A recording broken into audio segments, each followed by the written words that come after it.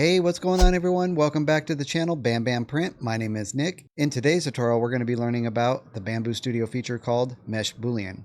Have you ever needed to make a last minute tweak to your model right before printing, but decided against it because it just was too much hassle to import your file into your CAD program? Well, today I have good news for you. In this video, I'll guide you through the power of Mesh Boolean in Bambu Studio. At first glance, Mesh Boolean might seem daunting, but it's actually a game changer for making precise adjustments directly within Bambu Studio. Once I began utilizing this feature, I rarely needed to switch out of Bambu Studio for basic modifications. So what is Mesh Boolean? Mesh Boolean is a tool used in 3D modeling that helps you combine, subtract, or find the intersection of different shapes to create new ones. Imagine you have two clay shapes, a sphere and a cube. If you press these two shapes together so that they merge into one piece, this is like the union function in Mesh Boolean. You end up with a single shape that includes the volume of both the sphere and the cube. If you use the cube to make a hole in the sphere, it's like the difference function. You press the cube into the sphere and remove it, leaving a cube-shaped hole in the sphere. If you only keep the part where the cube and the sphere overlap and remove everything else, that's the intersection function. You would end up with a shape that is only where the sphere and the cube were touching each other. So Mesh Boolean is like a fancy way of playing with clay shapes, where you combine them in different ways to create cool new shapes. So this is what we'll be covering in this tutorial. An overview of Mesh Boolean. We're going to introduce the Mesh Boolean tool as a powerful feature for editing and combining 3D models directly within Bambu Studio. A detailed demonstration of the three primary operations: union, difference, and intersection. And then let's build something practical using Mesh Boolean. I hope that everyone is excited as I am about this tutorial. Let's get started right now. Alright, jumping into Bambu Studio, the first thing we want to do is go over on the left-hand side, the process menu, and switch over to the object mode. This is going to make it a lot easier to follow and see what's going on with the objects that we're using in the tutorial. First thing we want to do is add two primitives. So you right-click on the build plate, add primitive, we're going to add a cube, and second, we're going to add a sphere. The next thing we're going to do is we're going to intersect the sphere with the cube, just like that, and we're going to slice it. Now what I want to demonstrate on the right hand side with the layer widget is if you scroll it down, you can see that both of these shapes are still their own shape. The sphere has its own walls and the cube has its own walls. So what we want to do is go back into prepare, and we're going to select both objects. You can hold control on the keyboard to select multiple objects, hold shift down on the keyboard and drag a box around them. Or you can select them over here on the left-hand side menu. So what we're going to do is select them both, right-click and assemble, and slice it once again. Now when we move the layer widget, you'll see that now these objects have become one. They both share the same outer walls.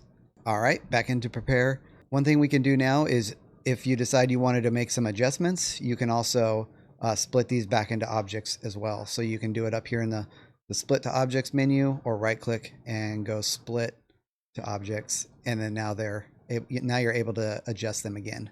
So now what we're going to do is activate the Mesh Boolean menu.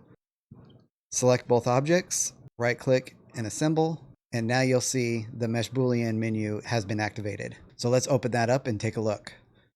First up, we have union. So the way this works is you're going to select one part, then the second part, and then activate the union function. Select the cube first, then we're going to select the sphere second, and we're going to hit union. Now it doesn't look like much happened. If you look over on the left-hand side menu, you'll see that the assembly group is now just one object, and it's named the assembly. And what you can do is actually change the name of it because it's no longer an assembly. Now if you do a quick slice, you'll see they both share the same outer walls and they're one object. Now, one thing to note is you don't have as much freedom when you combine an object like this. When before they were an assembly and they were grouped together, you could actually ungroup them and adjust the objects. And now you can see they're back to an assembly with two objects inside as a group. All right, now moving on to the difference function. Let's see how that works. You're going to select one object, then the second object. So let's go with the cube and then the sphere. And I also wanted to give you a quick note. If you wanted to swap these with the sphere and the cube, you can actually select this and then click on sphere, and then you'll see that it's swapped, and then click where it says select, and then select your cube that way. But let's switch it back. We'll go cube and sphere, and then hit difference. Now it's hard to tell what actually happened here because it kept the sphere in the way, but what we're going to do is if we move it, And now you can see that the sphere has cut out a piece of the cube.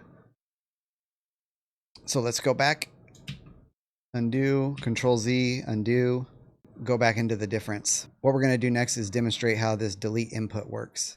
So let's select our cube, our sphere, delete input, and then hit the difference button, and you can see it removed the sphere, and it shows the sphere removed from the cube. All right, pretty straightforward stuff here. Let's undo. Let's go over to intersection. If you have the cube or the sphere selected incorrectly, just hit the first button here, select what you want. Second button, select what you want, intersection. And now basically what it's doing is it's giving you the shape of where the cube and the sphere were intersected. So I'm sure you can guess what's going to happen if we do the delete input. And of course, it removed both objects, the sphere and the cube, and left us with the intersecting shape. All right, let's take what we've learned and put it into some practical use. Let's go ahead and create a bowl. So first, let's start off with adding a cylinder. We're going to resize it.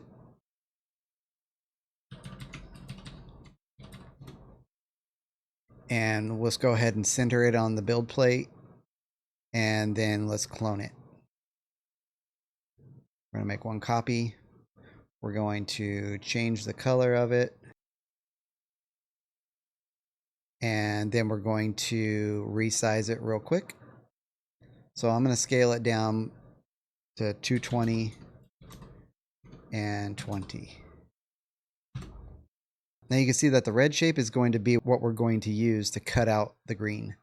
So let's go ahead and center that. And if you look underneath, we can go ahead and assemble them together. What I suggest when trying to select two objects that you can't see in the viewport is utilize the objects menu on the left-hand side and select both of them by pushing the Control key on the keyboard.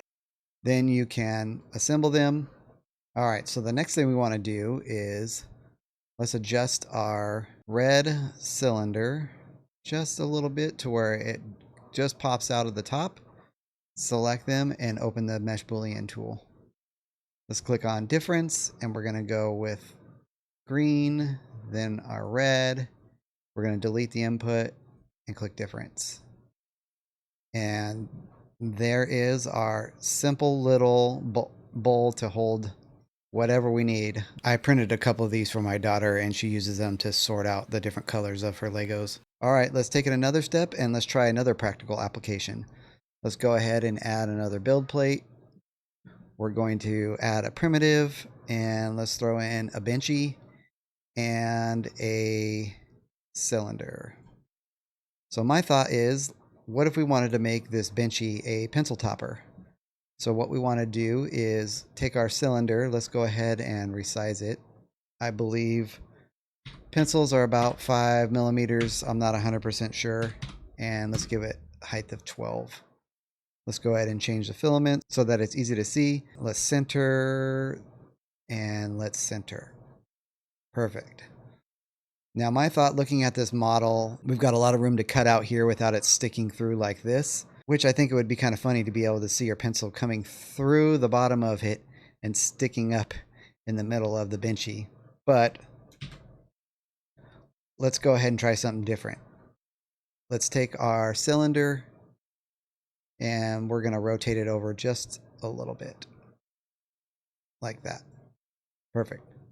Now let's go ahead, select both objects, holding the shift on the keyboard to create a box around them. And let's right click, assemble. And let's select our cylinder over here on the left hand side, and we're going to move it to the left. Oops. Perfect. I don't see it sticking out. Let's go ahead and move it again. We're going to move it down. And you'll see when I move this down, you can see that white circle start to appear. That's showing that the cylinder is popping through the bottom. Let's go ahead and activate our Mesh Boolean. We're going to go difference, and let's do select our benchy,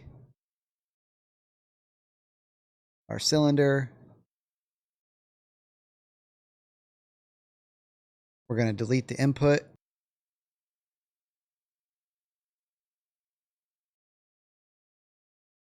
there's our hole for our pencil.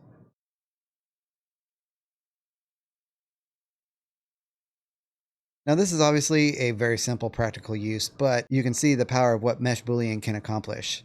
All right, everybody, I hope this tutorial was easy to follow and detailed. If you haven't taken a second yet, please subscribe to the channel and drop a comment in the video below. It really makes me happy to see people interacting with my videos, and I will see you guys in the next one.